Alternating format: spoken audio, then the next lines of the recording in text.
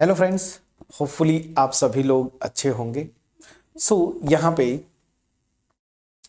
मैंने जो example one लिया system of non homogeneous linear equations के सॉल्यूशंस के पे बेस्ड। ये क्वेश्चन क्या बोलता है? Test the consistency. मैंने आपको बोला था क्वेश्चन ऐसे ही आता है, test the consistency and solve the following system of linear equations this. ठीक है ना? अब ध्यान दीजिए, यहाँ पे आते हैं, यही से सब कुछ चेक करते हैं। तो जो कांस्टेंट है इसमें से दो नॉन जीरो है ना, दैट मीन्स ये सिस्टम जो है non homogeneous system of linear equation है।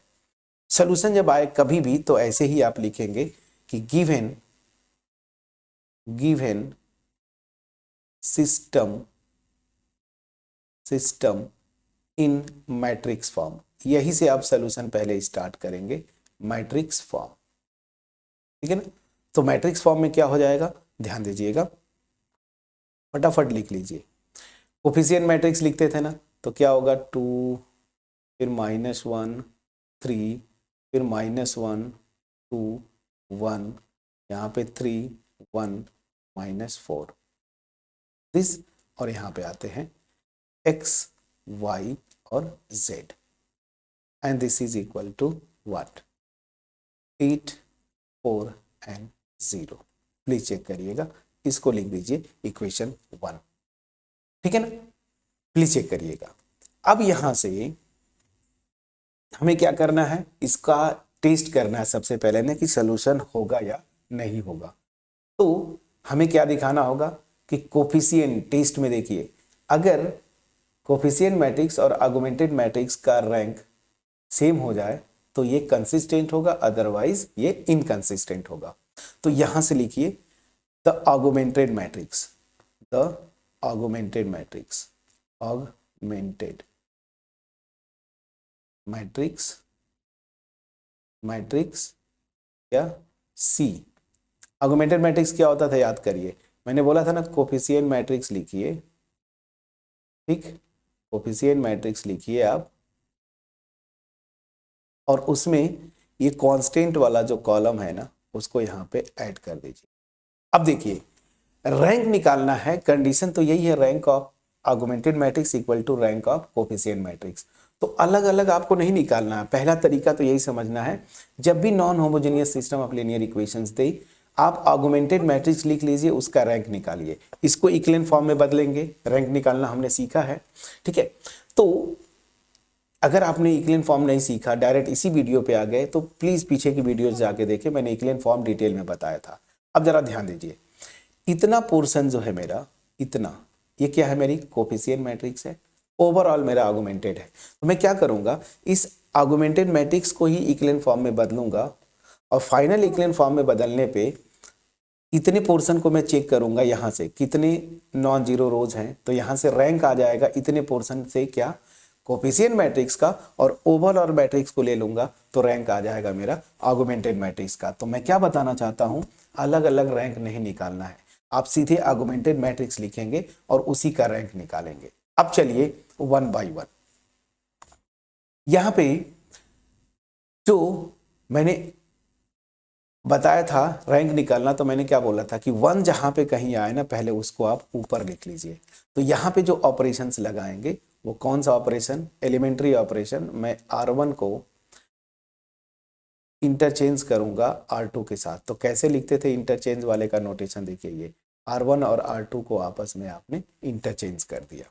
जब इंटरचेंज किया तो जो मेरी मैट्रिक्स आएगी वो क्या आएगी, करेस्पॉन्डिंग। अब यहाँ पे R2 का प्लेस R1 लेगा और R1 का प्लेस R2 लेगा ना, यही ना फ्रेंड्स। सो चलिए, ये हो जाएगा आपका दिस 8 3 1 -4 एंड 0, ये आ गया। ठीक है, अब मैंने क्या बोला था कि यहां पे आप क्या करिए, इसको, इसके हेल्प से आपको क्या करना है, बाकी सब मतलब क्या करना है इक्विवेलेंट फॉर्म में, तो एक यहाँ पे 0 करना है। तो यहाँ से मैं देख रहा हूँ कि R1 के हेल्प से मैं R2 को चेंज करूंगा, क्या, R2 + 2R1। तो क्या हो जाएगा, मैं बोला था ना कि एक 0 यहाँ बना लीजिए, तो एक 0 हो जाएगा। और उसी तरीके से R3 को चेंज कर लीजिए, R3 प्लस 3R1। तो यहाँ पे क्या आ जाएगा, इसको हम चेक करते हैं। तो ये तो कोई फर्स्ट रो में कोई चेंज नहीं होगा। अब ध्यान दीजिए, मैंने क्या किया, इसको 2 से मल्टीप्लाई करके ऐड कर रहा हूँ। 2 से मल्टीप्लाई करेंगे तो -2 ऐड करेंगे 0, 2 से मल्टीप्लाई करेंगे 4 ऐड करेंगे, देखिए -1 है 3, 2 से मल्टीप्लाई करेंगे यहाँ और ऐड करेंगे तो ये 5, 2 से मल्टीप्लाई करेंगे 8 ऐड करेंगे, यहाँ पे क्या आ गया आपका 16। प्लीज चेक करिएगा आया कि नहीं फ्रेंड्स। अब चलिए R3 में क्या करना है, इसको 3 से मल्टीप्लाई करके ऐड करना है, तो ये 0, 3 से करेंगे 3 2 जा 6, 1 में ऐड हो जाएगा 7, 3 से मल्टीप्लाई करेंगे 3, इसमें ऐड करेंगे -1, 3 से मल्टीप्लाई करेंगे 12। प्लीज चेक करिएगा, इक्विवेलेंट फॉर्म में बदलना है हमें, यहां तक ठीक है। अब ध्यान दीजिएगा, इक्विवेलेंट फॉर्म में क्या बोलता है कि नंबर ऑफ जीरोज जैसे ही टॉप टू बॉटम मूव करेंगे इंक्रीज करना चाहिए। यहाँ पे 1 0 है, कोई दिक्कत नहीं, यहाँ पे 2 zeros चाहिए, 2 zeros चाहिए, यही मुझे इसको 0 करना है। तो अल्टीमेट में क्या कर दूंगा, R3 को चेंज कर दूंगा R3 माइनस, इसको देखिए क्या करना है, अगर मैं इसको 7/3 से मल्टीप्लाई करूँ ना, देखिए तो ये 7 हो जाएगा, सब्ट्रैक्ट करेंगे 0, तो मतलब 7/3 R2। प्लीज चेक करिएगा। और जैसे ही ये करेंगे आप यहाँ पे देखिए -1, इसको छोड़ दीजिए, 2 1 4, ये भी अनचेंज्ड होगा, 5 16। अब यहाँ पे देखिए ये तो खैर 0 हुआ, यहाँ पे करेंगे, देखिए 7/3 से मल्टीप्लाई करेंगे तो 7 हुआ और माइनस करना है ना, तो ये 0। यहाँ पे आते हैं, -1 पहले से ही है, ये 5 है मेरा, माइनस कर दीजिए 5, 7/3, तो अल्टीमेट ये हो जाएगा -3 और 7 5 जा 35 ना, तो 35 और 3 38 होता है, तो ये हो जाएगा -38/3। यहाँ पे आएंगे सेम वही रूल, क्या 12 माइनस 16 मल्टीप्लाइड बाई 7/3, तो ये हो जाएगा 36 माइनस ये कितना होगा 16 7 जा, 16 7 जा क्या होता है, मैं ये भी कर देता हूँ 7 4 11। प्लीज चेक करिएगा, कैलकुलेशन आपको चेक करना है, 36 जाएगा तो यहाँ पे 12 6 हो जाएगा और 1 कैरी दे 10, 10 में से 3 जाएगा 7, -76/3। प्लीज चेक करिएगा, प्लीज चेक करिएगा, ये आ गया मेरा यहाँ ये कैलकुलेशन। अब देखिए मेरी मैट्रिक्स इक्विवेलेंट फॉर्म में है, प्लीज चेक करिएगा, ये मेरी मैट्रिक्स जो है इक्विवेलेंट फॉर्म में यहाँ से है। अब हम करते क्या है ना कि फ्रैक्शन से बचना चाहते हैं, तो यहाँ पे मैं कुछ नहीं करूँगा, ये इक्विवेलेंट फॉर्म में आ गई, बट एक स्टेप और कर देते हैं, इसको फ्रैक्शन को हटाते हैं।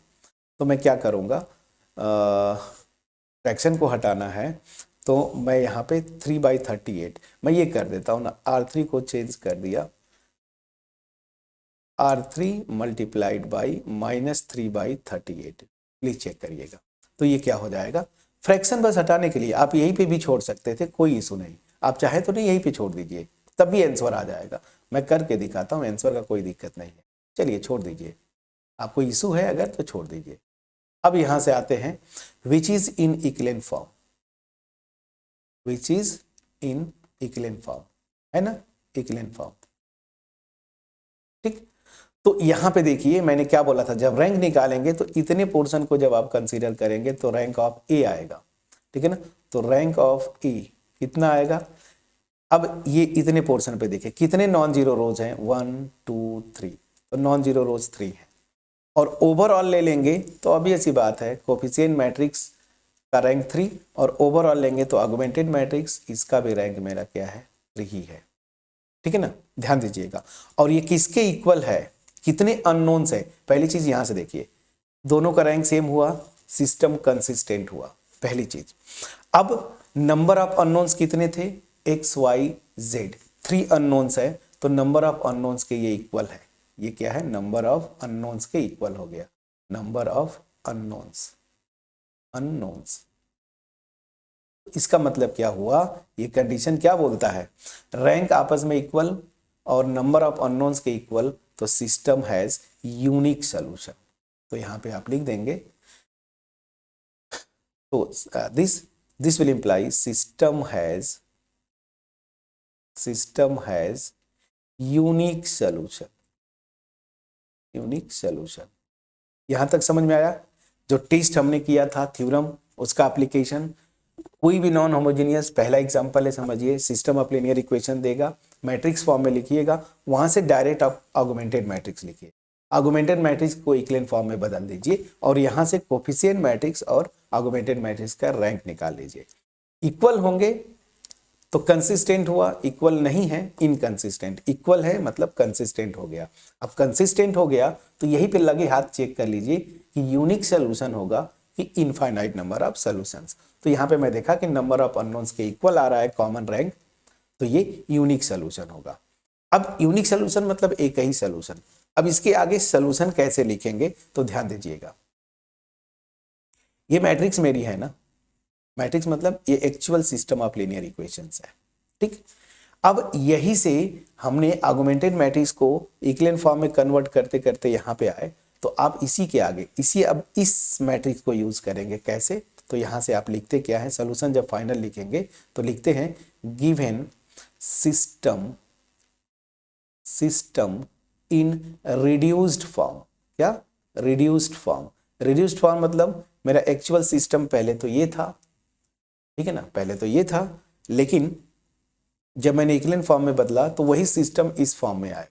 तो इस फॉर्म में आएगा तो कैसे लिख सकते हैं रिड्यूस फॉर्म में? देखिए मैं लिख रहा हूं, ये कोफिशिएंट मैट्रिक्स को कंट्रीब्यूट करता था ना इतना, तो दिस 0 0 -38/3 दिस, और यहाँ पे क्या कर देते x y z लिख दीजिए, और ये मेरा क्या था, कांस्टेंट वाला टर्म था ना, तो 4 16 76/3, प्लीज चेक करिएगा, ये आ गया। अब यहाँ से रिड्यूस फॉर्म का मतलब क्या होता है, ध्यान दीजिए। अब इसको कैसे करते थे, रो बाई कॉलम मल्टीप्लाई करते थे, तो इसको इसके साथ करेंगे तो क्या आएगा, -x + 2y + z, this is equal to 4। यहाँ से क्या आएगा, ये तो 0 हो गया, तो यहाँ से आ जाएगा 3y + 5z, this is equal to 16, और यहाँ से क्या आ जाएगा, -38/3z, this is equal to -76/3, ठीक है ना।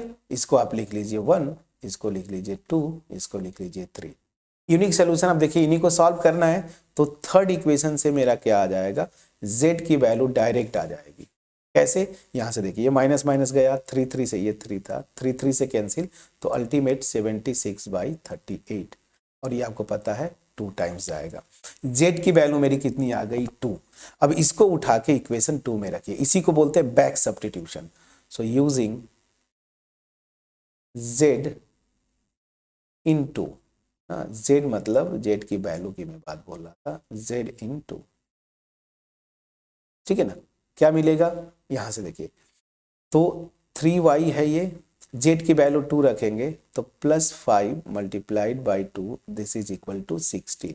अब 5 2 जा कितना होता है, 10, तो यहाँ से 3y की वैल्यू क्या हो जाएगी, 16 - 10 मतलब 6, तो यहाँ से y की वैल्यू क्या आ जाती है, y की वैल्यू आ गई 2, ठीक है। अब z और y की वैल्यू उठा के 1 में रख दीजिए। So using y z in 1 we gate,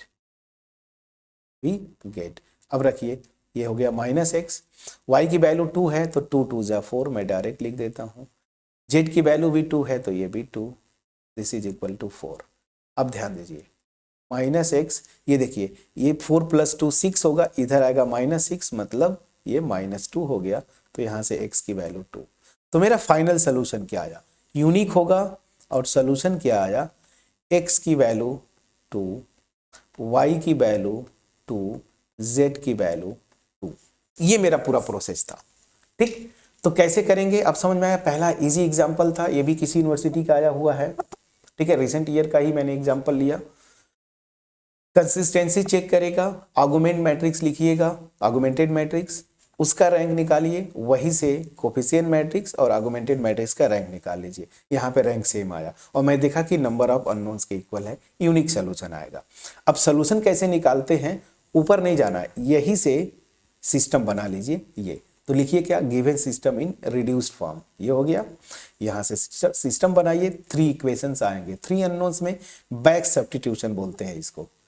पहले z निकाला, फिर यहाँ पुट करके y निकाला, देखिए यहाँ से z निकला, z, ठीक है ना। पहले तो यहाँ से z निकला, फिर इस z की वैल्यू यहाँ पुट किया तो y निकला, और z और y की वैल्यू पुट किया तो यहाँ से x आ गया। इसी को क्या बोलते हैं, बैक सब्स्टिट्यूशन, ठीक है। सब्स्टिट्यूट करके सॉल्व करके मैंने x y z की वैल्यूज निकाल लिया। अब एग्जाम में आपने आंसर सही निकाला है तो अगर ये सोल्यूशन है, x की वैल्यू 2, y की वैल्यू 2, z की वैल्यू 2, तो ये तीनों इक्वेशंस को सेटिस्फाई करेंगे। तीनों में रख के सेटिस्फाई करवा लीजिए, देखिए आता है कि नहीं। तो यहाँ पे x y z की वैल्यूज 2 थी, किसी एक में रख के चेक कर लीजिए। तो 2 2 जा 4, यहाँ माइनस y की वैल्यू 2 और z की वैल्यू 2 मतलब 6। तो अब इसको देखेंगे तो ये कितना आएगा, 2 + 6 कितना आ गया, 8। और यही तो मेरा राइट हैंड साइड है, मतलब ठीक है, जो मैंने सोल्यूशन निकाला वो वेरीफाइड है, ठीक है। तो ये वेरीफाई भी कर लीजिए कि आपने सोल्यूशन निकाला गलत है कि सही, खास करके यूनिक सोल्यूशन वाले केस में। एक इजी एग्जांपल था, आपको आइडिया लग गया होगा कैसे सॉल्व करते हैं।